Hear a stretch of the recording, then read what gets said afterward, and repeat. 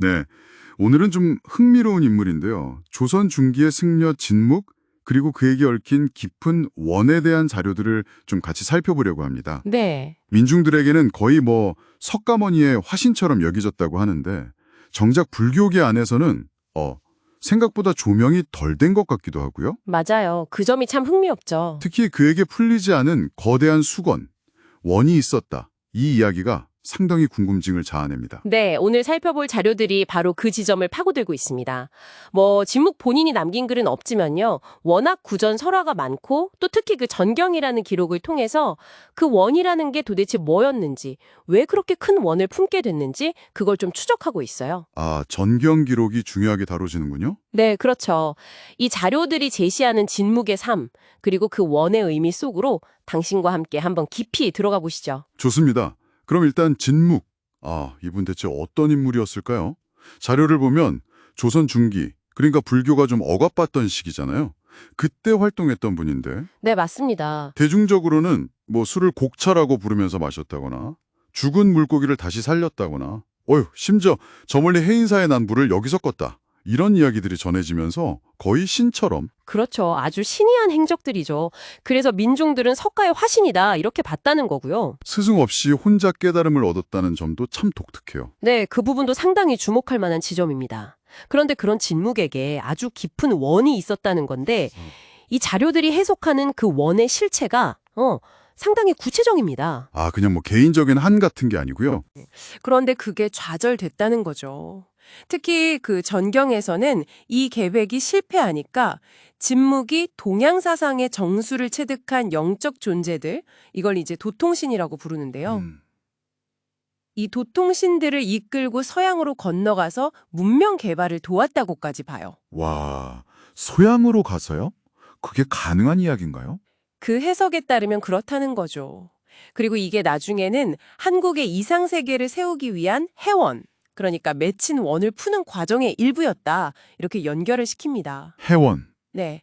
김봉곡이라는 인물과의 일화라던가 아니면 100일 동안 천상에 다녀왔는데 그 사이에 육신이 화장되었다는 설화, 이런 것들이 이 계획의 좌절과 관련해서 자주 언급되고요. 이야, 스케일이 정말 크네요.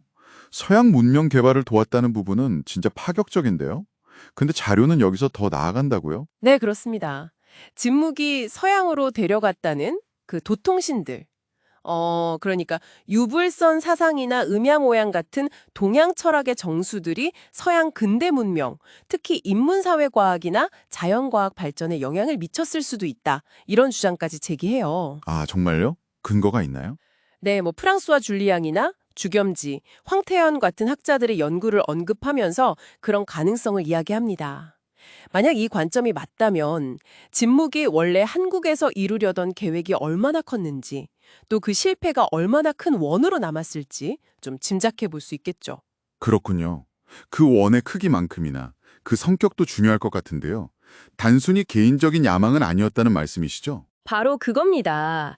이 자료들은 불교계 연구를 인용하면서 이 원을 석가모니 부처님이 세상을 불국토로 만들려고 세웠다는 500대원, 아시죠?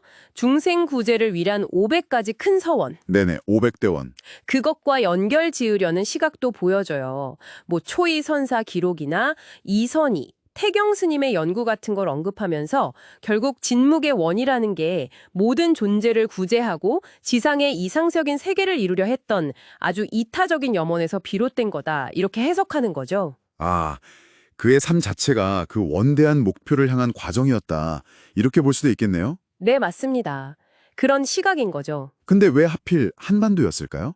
진묵이 그 천상의 묘법을 펼치려 한 곳이 왜 여기였을까? 이것도 궁금한데요. 네, 그 이유에 대해서 자료는 몇 가지 좀 흥미로운 단서들을 제시해요. 일단 진묵이라는 이름 자체가 동방, 즉 한국의 부처를 의미할 수 있다. 이런 해석이 있고요. 진묵. 진이 동쪽인가요? 네, 그런 해석이 가능하죠. 또 진묵 설화에 아라한들이 자주 등장하는데 이 아라한, 그러니까 부처님의 직계 제자들과 한국 고유의 나반존자 신앙, 홀로 깨달아서 중생을 돕는다는. 아, 독성이라고도 하죠. 네, 맞아요. 그 나반존자의 신앙과의 연관성도 지적하고요.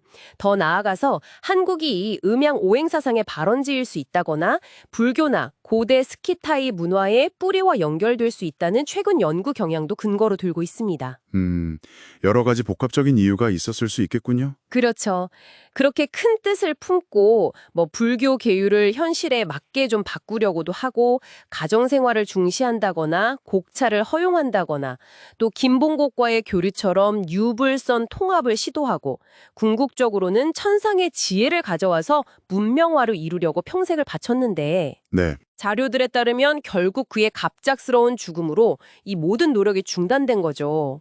이 좌절이 그의 원을 더 깊고 크게 만들었다. 이렇게 추정하는 겁니다. 아, 듣고 보니 진묵의 이야기가 그냥 기이한 옛날 이야기가 아니네요.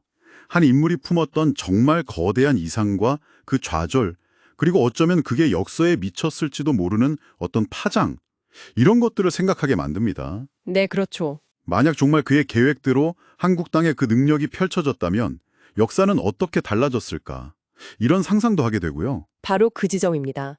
이 자료들은 진묵의 그 좌절된 원이 좀 역설적이게도 서양 문명 발전의 어떤 동력이 되었을 수도 있다. 이런 가능성까지 제시하고 있는 거잖아요. 네, 그래서 여기서 당신께 한번 질문해 드려보고 싶어요. 만약 진묵의 계획이 원래대로 한국에서 성공했다면 어땠을까요? 수백 년 전에 동양의 깊은 정신문화와 그가 가져오려 했던 그 천상의 지혜가 이 땅에 정말 뿌리 내렸다면 오늘날 우리 사회, 우리 문명은 과연 어떤 모습일지 한번 상상해 보시는 건 어떨까요? 이게 오늘 우리가 함께 살펴본 내용에서 당신께서 좀 더 깊이 생각해 보실 만한 지점이 아닐까 싶습니다.